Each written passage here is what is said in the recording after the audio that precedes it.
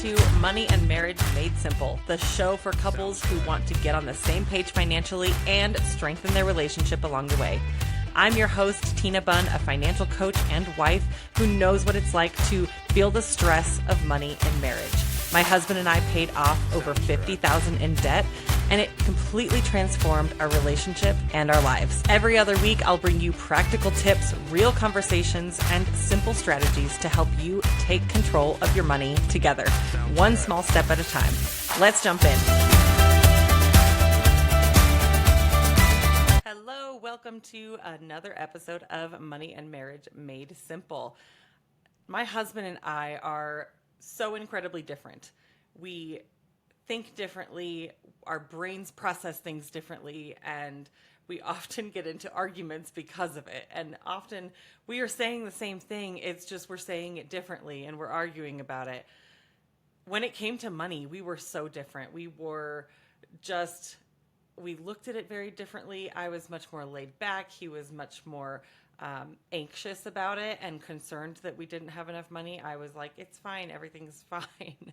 I was notorious for saying that. So when it came to money, we just really, really struggled and we argued all the time. So if you and your spouse seem to come from completely different planets when it comes to money, you are not at all alone. So today you'll walk away with clarity on those differences and where they come from, and 3 steps that you can take to get back on the same page. So let's break down why you often don't see eye to eye with money. This is extremely common in marriages. We often are attracted to the opposite. So you often are getting this disconnect and this tension around money. How you are raised with money and all your money experiences throughout your life affect and shape your money tendencies today. So maybe one of you grew up living paycheck to paycheck and the other in a household that just didn't talk about money at all. Maybe you were oblivious to anything about money. If it was good or bad, it wasn't talked about. So you can come from such different backgrounds, and that really affects how you are today and the different tendencies that you have. So the second thing is different financial personalities. There are so many different values that we all have related to money. One may value security, the other values freedom and spontaneity and that type of lifestyle. So we all have those different money tendencies that we develop through our experiences. Some examples of this are saver versus spender, quality versus quantity, abundance mindset versus scarcity mindset. A great book that I highly recommend is by Rachel Cruz called Know Yourself, Know Your Money. It has a whole chapter on money tendencies and all the different money tendencies that we have. And then there's a great exercise in the back of that chapter as well to walk you through kind of understanding what your money tendencies are so that you can work through them. And I definitely recommend doing this with your spouse. Both of you do it together and talk about it, because you'll realize, oh yeah, that's why you do those things that you do, because you have a tendency to be a spender and I have a tendency to be a saver. So it'll help you understand where the other one is coming from.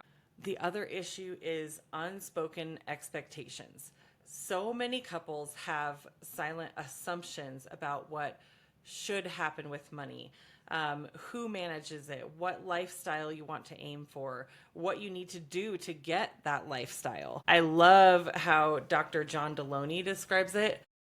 If you haven't listened to him, I highly recommend his podcast also. It has helped me so much in the way I communicate and just see the world and how other people look at things, I guess. But he says, we think in pictures, but we speak in words. So think about how much can be misunderstood because of this. You know, I have a picture of what my life should look like, what I want my life to look like. My husband's picture of that may look very different. And when we're trying to describe it and tell each other what we want out of our life, sometimes that picture doesn't really get communicated well. So it's important to remember that we think in pictures. So really take the time to talk about what you want your life to look like. Okay, let's talk about how you can actually fix this. Now you understand what's happening and why you're looking at things differently and you don't see it eye to eye. Let's talk about the steps that you can take so that you can start working forward. It's going to take some time, but you can take the steps. So, step one, get curious, not critical. This is probably the hardest one for me. So, for example, instead of saying, "Why do you always spend so much?" or "Why did you buy that today?" We don't need to be spending that money. Try something different. Can you help me understand what that purchase meant to you? Because I thought we were waiting for such and such. Use I statements. That really helps too. Instead of saying, "You did this, you did that." I thought we were waiting for this, and when I saw that charge on the account, I didn't really understand it. Can you help me understand that? This creates emotional safety so that you can both open up and helps keep you from becoming defensive and keep your spouse from becoming defensive as well. Okay, step two, share your money stories. Again, our money stories shape how we think about money now. So it's important to understand what we experienced growing up and throughout our life and understand how that may have impacted how we feel about money now.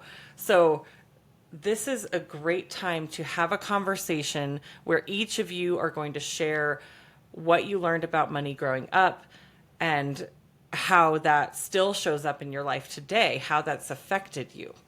So my suggestion is to do this with a money date. Now, this can be over coffee. This can be a date night at a restaurant.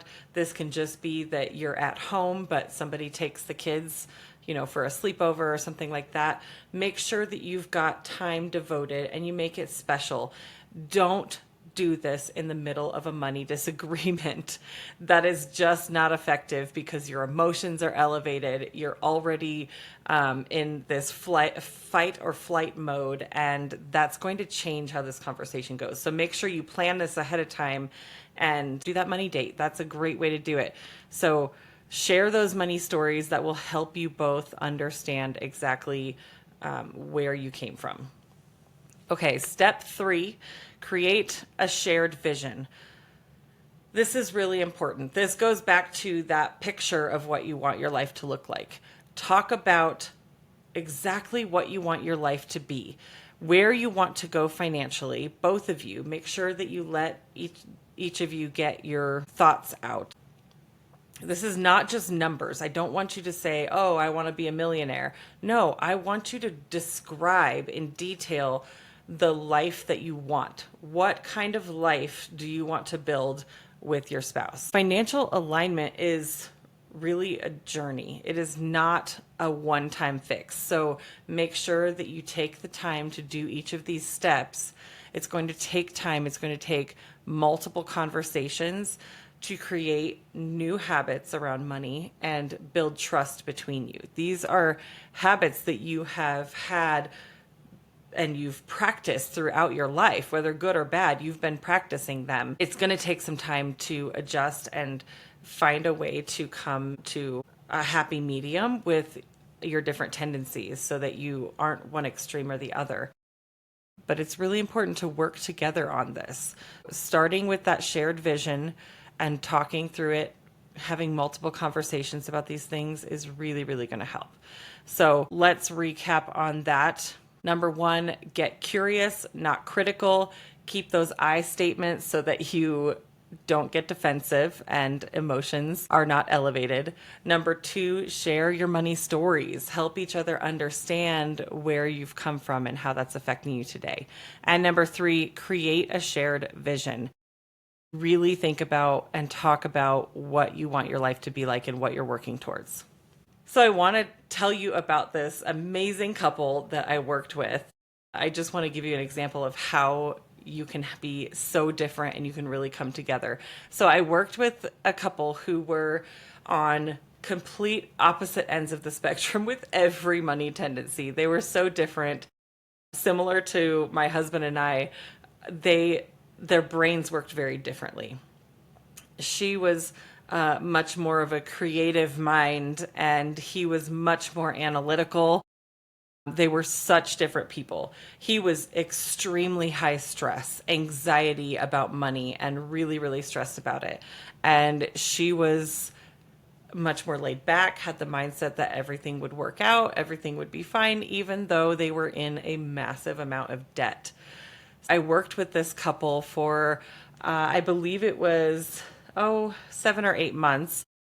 Throughout their coaching program, they worked really, really hard to understand each other's perspective. And I think that's really important, to understand where the other person is coming from, so that we have a tendency to be stuck kind of in our own head, right? Because that's what we're used to. That's what we're used to doing. So they worked really hard to understand the other's money tendencies and their different perspective based on the stories. We talked a lot about those money stories that you grew up with and what you learned growing up. We talked a lot about that. I credit them a lot with that, understanding the other perspective.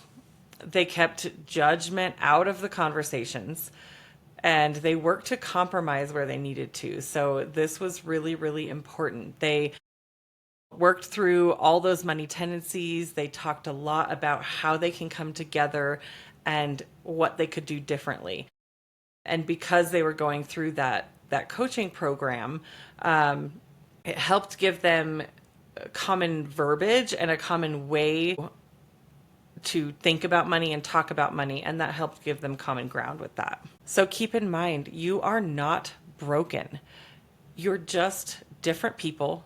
You love each other, but you see money differently. So you can work on this. You can work past this. Start by taking small steps. Don't wait for the perfect moment. Just start the conversation. Plan it. Like I said, don't do it when you're in the middle of an argument and things are heated. Plan it. But don't wait for the perfect time. Oh, right now school is starting and it's so stressful, so we're going to wait. No, do it now. Start the conversation. I have quite a few resources that can help you navigate these conversations if you're interested.